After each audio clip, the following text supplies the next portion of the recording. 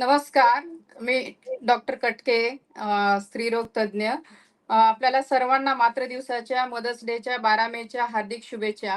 खरं तर प्रत्येक दिवस हा आईचा दिवस असतो.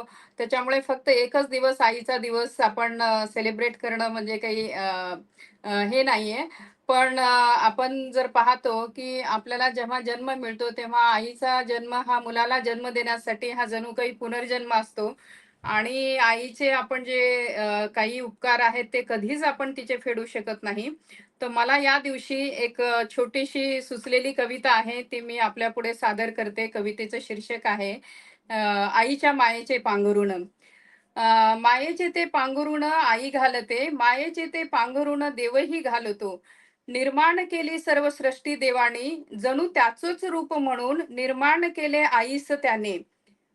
आईची ही माया आभाळभर, नाही त्याला गंध कधीही स्वार्थाचा, नाही त्याला गंध कधीही वाईटाचा.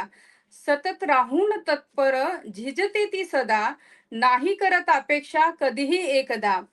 झिजला तो देह तिचा 9 महिने पोटात ठेवून, झिजला तो देह तिचा अंगावर पाजवून. नाही करू दुःखी कधी तिला, पांग फेडणे कठीण तिचे.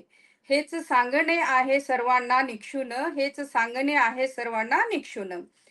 खरे तर आयुष्याच्या वळणावर साथ देई आशीर्वाद तिचा, क्षणोक्षणी मिळे वर्षाव या निस्वार्थ प्रेमाचा.